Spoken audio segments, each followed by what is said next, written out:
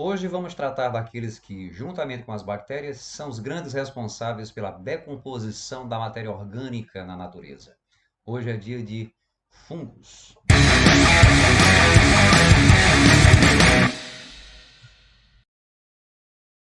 Os fungos são organismos eucariontes ou multicelulares, heterótrofos, cujas células apresentam-se revestidas por uma parede celular formada por quitina, a mesma quitina que está presente na carapaça, no exoesqueleto dos artrópodes. Esses organismos podem ser encontrados nos mais variados ambientes, sejam eles aquáticos, sendo de água doce ou salgada, ambientes terrestres ou no interior de outros organismos, provocando doenças conhecidas como micoses. Muitos fungos são utilizados pelo homem em seu benefício. A partir da sua utilização, podem ser produzidos alimentos como queijos, pães e bebidas alcoólicas, como cerveja e vinho, que são produzidos a partir da ação da fermentação alcoólica desencadeada pelo fungo Saccharomyces cerevisiae.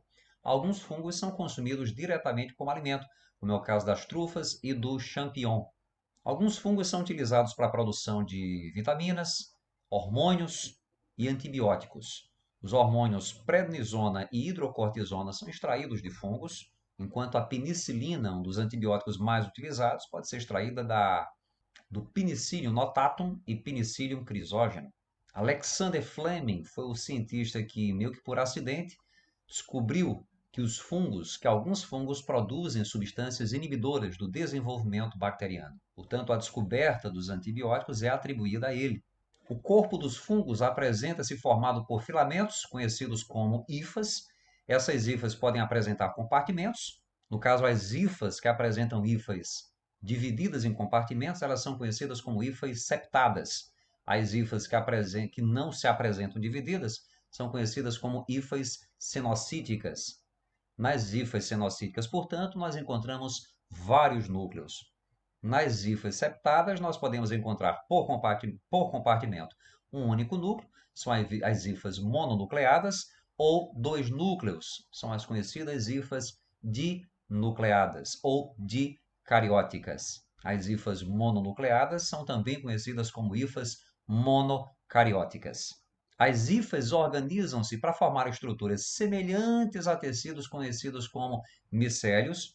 Em alguns fungos, os micélios se organizam para formar estruturas relativamente complexas, conhecidas como corpos de frutificação. Os fungos apresentam digestão extracorpórea, ou seja, eles liberam substâncias riquíssimas em enzimas que modificam a matéria orgânica, digerem a matéria orgânica fora do seu corpo e somente depois essas substâncias são assimiladas, são absorvidas. Os fungos apresentam, assim como os animais, o glicogênio como carboidrato de reserva. Só lembrando que as plantas armazenam amido. No que toca à classificação, os fungos dividem-se em 4 grupos. O primeiro grupo reúne aqueles fungos cujos esporos são flagelados, são os zoósporos. Os fungos que não apresentam esporos flagelados dividem-se em 3 grupos, sendo eles o grupo Zygomicota, Ascomicota e Basidiomicota.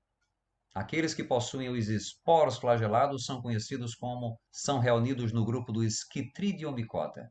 Os Chytridiomicetos, fungos que fazem parte do filo Chytridiomicota, podem ser uni ou pluricelulares, são praticamente todos eles saprofíticos, ou seja, decompositores, em sua maioria aquáticos, mas algumas espécies podem ser encontradas em ambiente terrestre.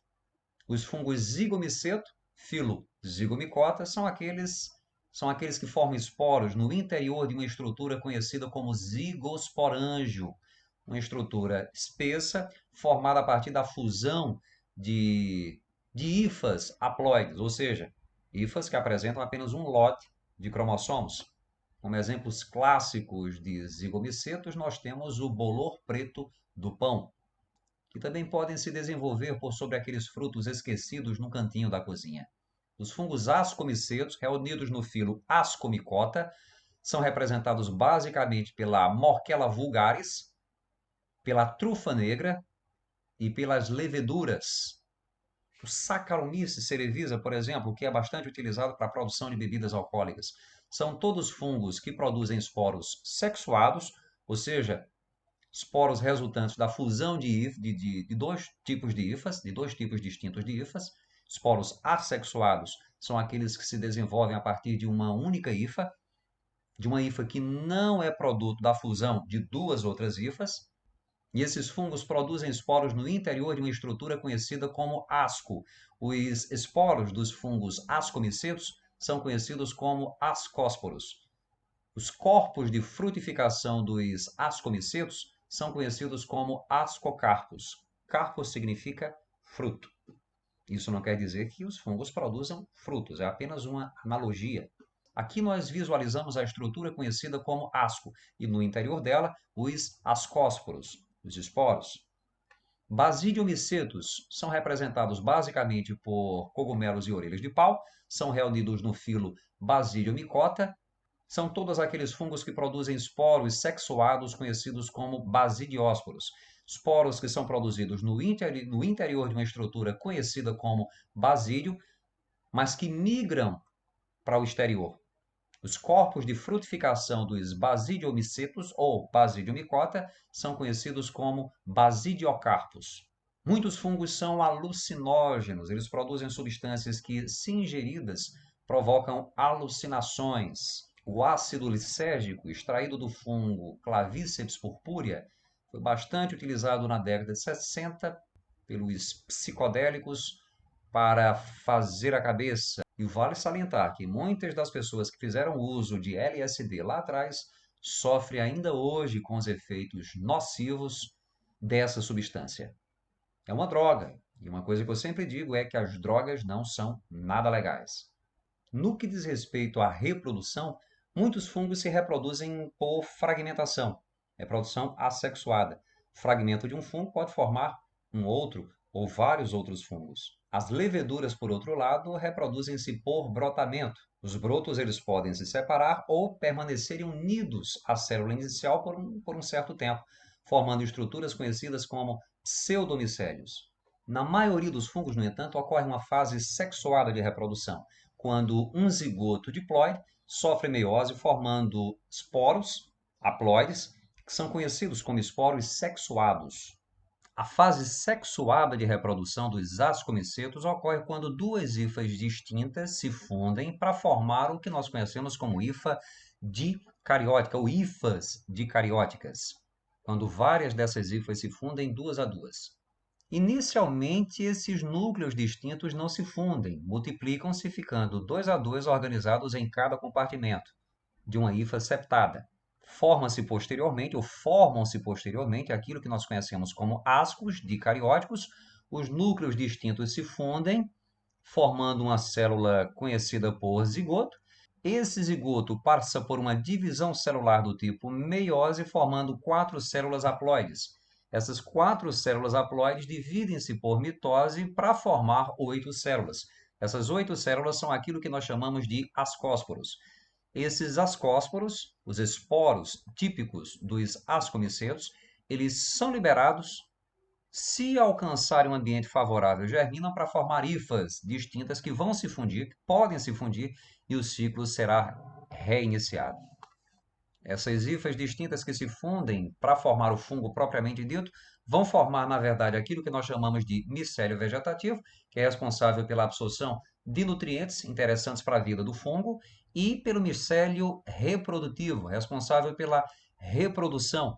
Essa figura nos permite ter uma ideia melhor do processo que vai desde a fusão dos núcleos haploides advindos de hifas distintas, ou derivados daqueles núcleos advindos de hifas distintas, para a formação de uma célula diploide que sofre meiose, gerando 4 células, e posteriormente nós temos aqui uma divisão mitótica ocorrendo com cada um desses núcleos para formar 8 ascósporos, prontinhos para serem liberados. Todos eles abrigados numa estrutura maior conhecida como asco.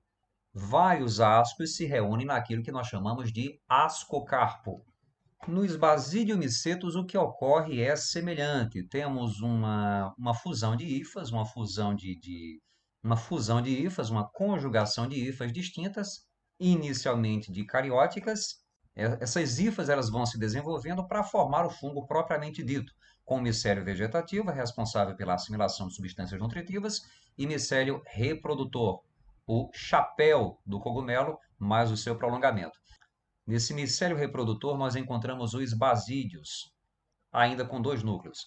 Esses núcleos se fundirão a partir do evento conhecido como cariogamia, e ele passará por uma divisão meiótica também para formar 4 células. Essas 4 células já são os esporos que estão prontinhos para serem liberados.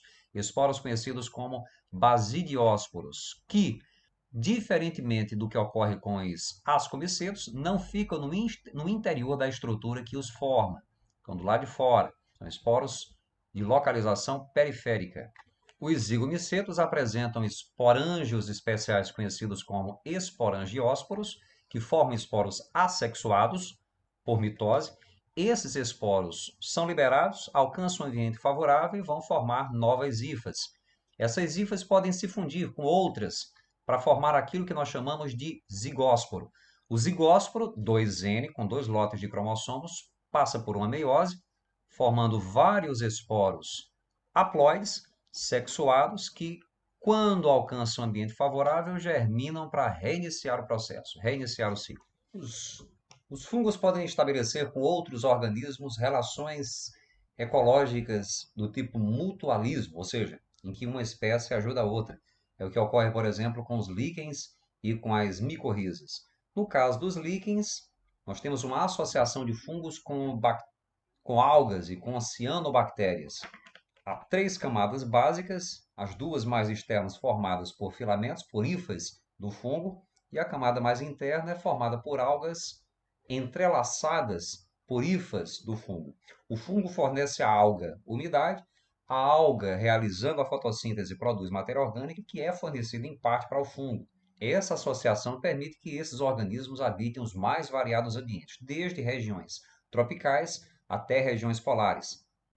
Já as micorrizas são associações entre fungos e plantas, e raízes de plantas, em que os fungos aumentam a absorção, a área de absorção das raízes, fazendo com que uma carga maior de minerais seja absorvida, e, em contrapartida, os fungos recebem da planta aminoácidos, açúcares e outras substâncias.